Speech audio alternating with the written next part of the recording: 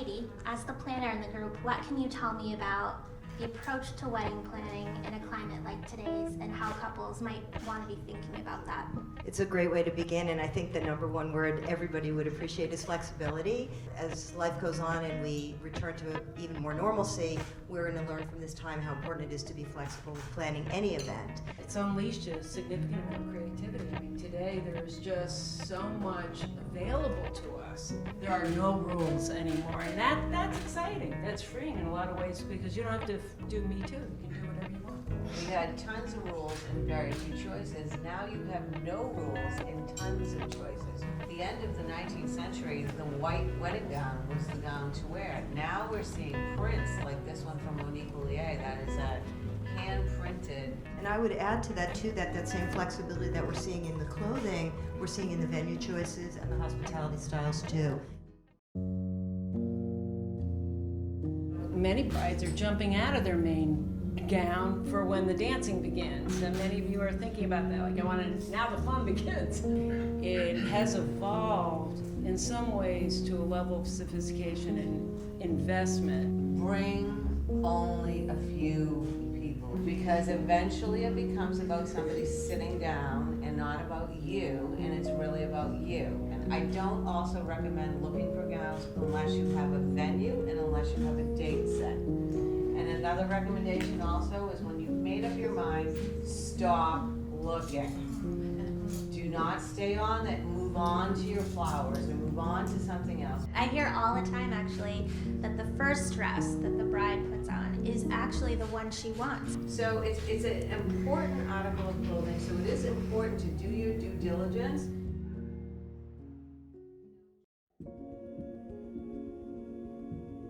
When you choose a venue, really think about what's important. Is the parking and the proximity important to you? Is the mood, what is the guest experience? Do you want it intimate? Do you want it to be large? So I think being decisive is important. A lot of the weddings today, we talk about a vibe, but you're also looking almost for set design because of Instagram. In fact, we had somebody come and they said, well, you pulled flowers from all over the world. And it's because the Instagram has brought you the imagination and that range of artistic vision and creativity.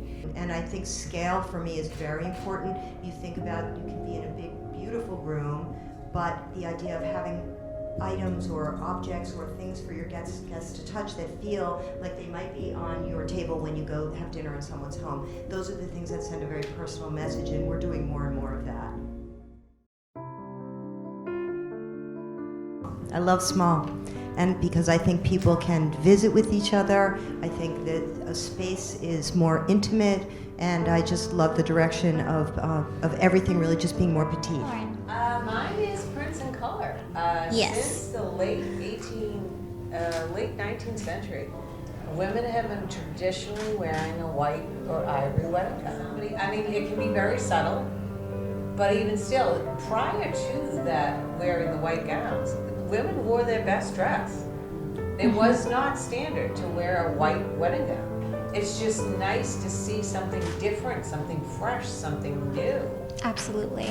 I'm just going to wrap it up. It's what you want, and allowing somebody to help you along that journey. Matching it is just a dream for somebody like Mila and me.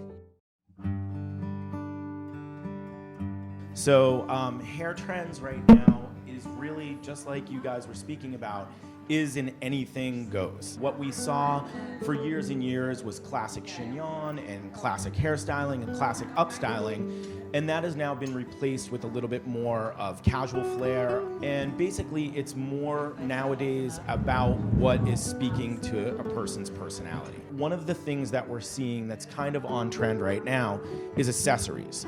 It's a way to make the look, even if a little bit more casual, it's a way to make it look more formal, right?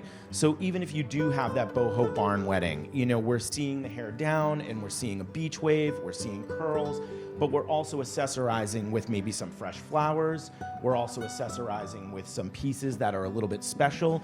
And then just with one piece and one bit of accessory, we see immediately how that look just totally changed. You know, another thing to keep in mind, like the same with your wedding planner and your event space and your gowns and your dresses, it's really important to work on that relationship with your hairstylist as well. So some people usually think that hair is kind of the last piece of the puzzle. Once I have this all settled, then I'll start to work on the hair. And that may be true in a sense, because with a hairstylist, it's really good to know what that venue is going to be, what that gown is going to look like, you know, what kind of wedding you're going to have, and the hair will speak to that as well. But relationships need to be established too. So I think it's really, really important to do your trials, to make sure that you book those out. I think that you should definitely keep in mind that you should see your stylist at least 3 times before the actual day of the wedding.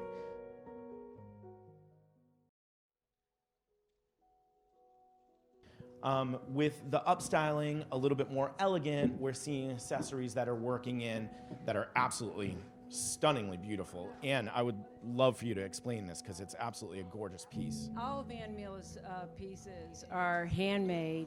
They're one of a kind. Many she cuts from the garden. They're preserved leaves, so nothing is the same. Everybody would always, the first thing they would say is, okay, I have a wedding in, you know, a year, 12 months from now, so I'm going to start growing out my hair. That would be the first thing that they would say because, you know, they would automatically think that I'm going to wear my hair up. That's no longer the case so much. And with the trends in hairstyling in general, they also speak to the trends in wedding hair too, with that kind of anything goes. You have a bob, you have a chop, you have the lob, you have things that are representative of your style, right?